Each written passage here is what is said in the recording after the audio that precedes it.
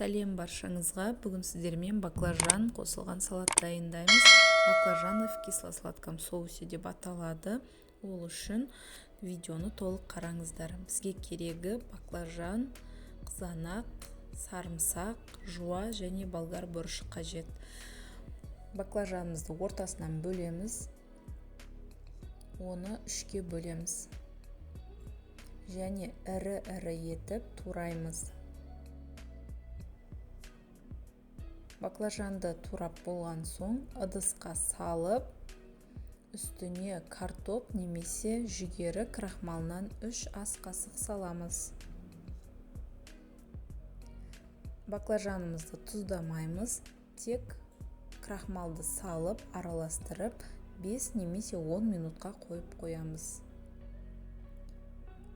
Крахмалды баклажан өзіне тартып алу қажет. Енді сарымсағымызды тураймыз. Майдалап турап аламыз. Сарымсақты екіге бөлеміз. Өйткені біреуі бізге тұздық жасауға қажет, және екіншісі салатымызды қуырған кезде қажет болады. Енді жуамызды ірі-ірі етіп турап аламыз. Жуаны таңдағанда кішірек жуа алыңыздар, сол кезде салатқа әдемі көрінеді. Енді болгар бұрышын тураймыз. Дәл видеодағыдай бұны да ірі-ірі етіп тураймыз. Қызанағымызды да ірі-ірі етіп турап аламыз. Қызанақты таңдағанда суы шығып кетпейтіндей қатты түрін таңдаңыздар. Мен 2 қызанақ қолдандым. Міне барлығын турап болдық.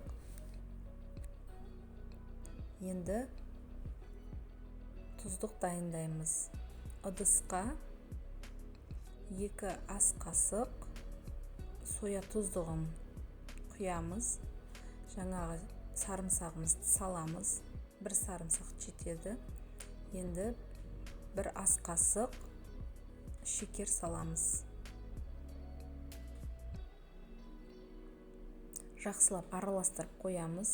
Біздің қантымыз еріп, сарымсақтың дәмі әдемі болып шығып тұрады. Енді қызып тұрған тапамызға баклажанымызды алып, қуырып аламыз. Қызарғанша қуырамыз.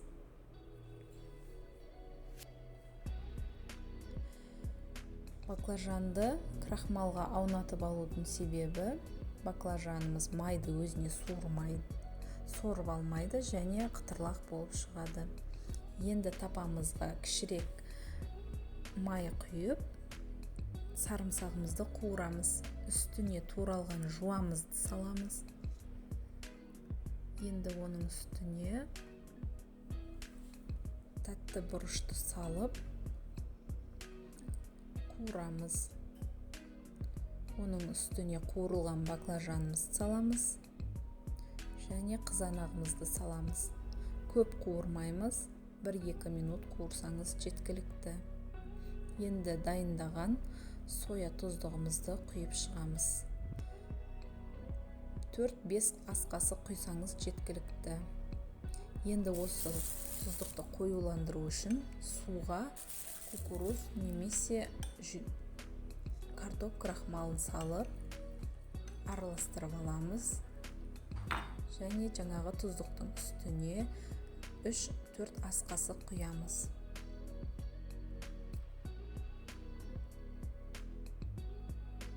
Енді араластырамыз. Араластырып тұрған кезде біздің тұздығымыз жайлап қоюлана бастайды. Салатымызға тұз салмаймыз, өйткені біздің соямыз өзі тұзды, сондықтан ешқандай тұз салмайсыздар. Біздің салатымыз дайын болды. Өте дәмді және тойымды салат болып шығады. Қонақтарыңызға қойсаңыздар болады. Баршаңызға ас бол.